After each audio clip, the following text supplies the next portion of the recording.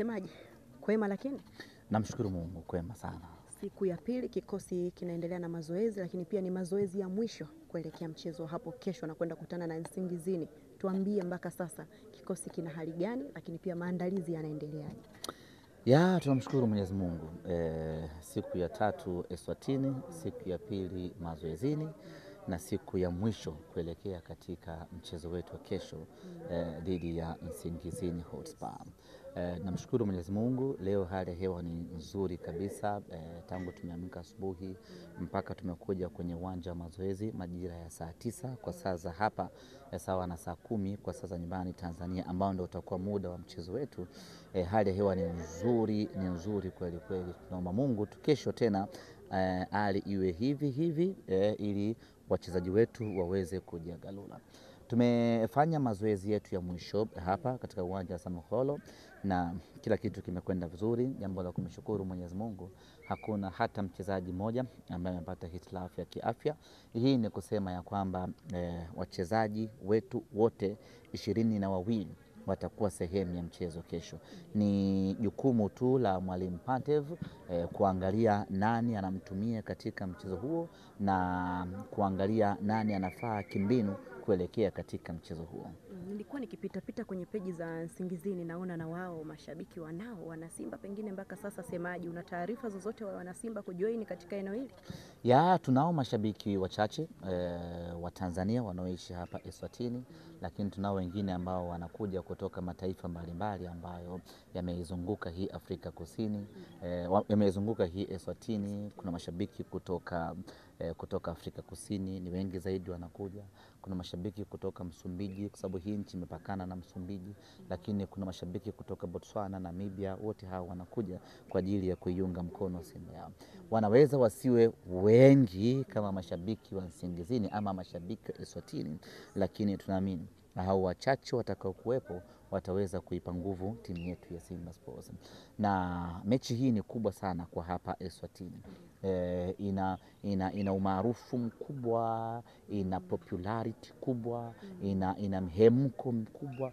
Kwa hiyo tunategemea uwanja utakuwa full. Pamoja na kwamba ni mdogo, lakini utakuwa full kwa maana mashabiki wengi kwanza wanataka kuiona Simba Sports, na mashabiki wengi hapa wanaifahamu na kujua na kuiogopa na kuheshimu Simba Sports. Kwa hiyo wanataka kuiona hii Simba aina gani, na wana kumbukumbu nzuri. Mara ya mwisho kuja hapa Eswatini tulifanya ukatili mkubwa sana, tulimdungua Mbabane mabao 4-0. Kwa hiyo wanataka kuiona Simba hii bado ina makali yake ile.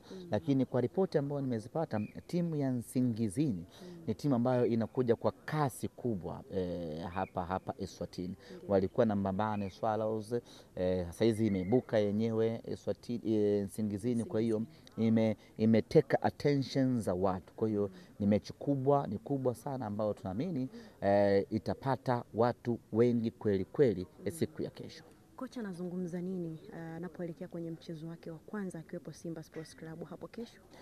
Mwalimu yuko very open ya kwamba hizi ni mechi za kuqualify na unatakiwa mechi zote mbili uzicheze kwa approach ya kitofauti ili uweze kuvuka.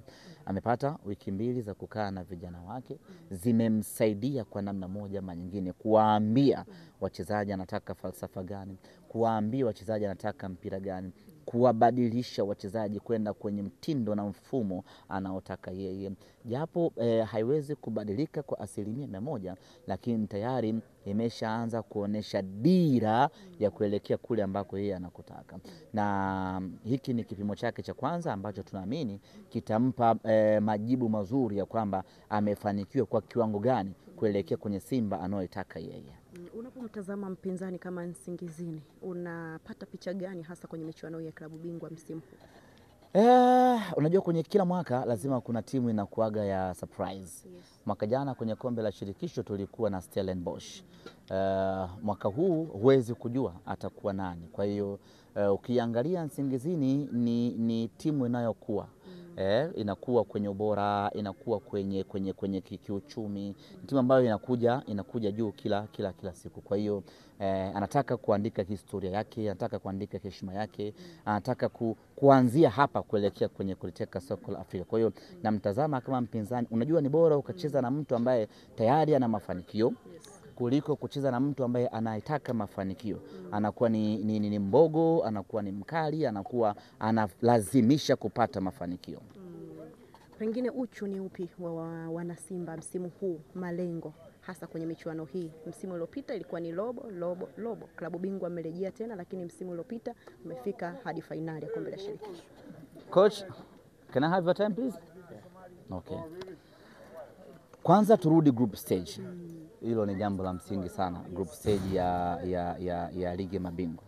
Tukifika group stage tunataka robo finali, kwa sababu sisi tumekuwa tukiishia robo finali.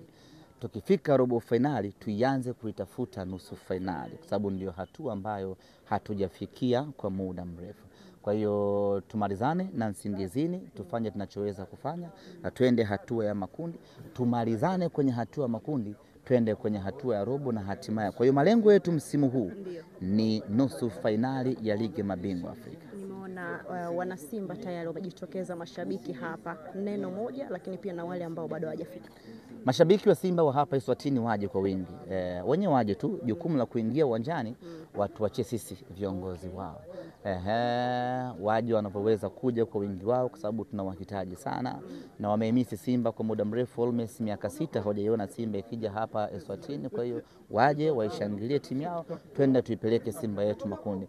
Tunachokitaka ni kwenda makundi, na tukiweza kumalizia kazi hapa itakuwa ni unyama zaidi. Okay, shukrani sana. Asante sana.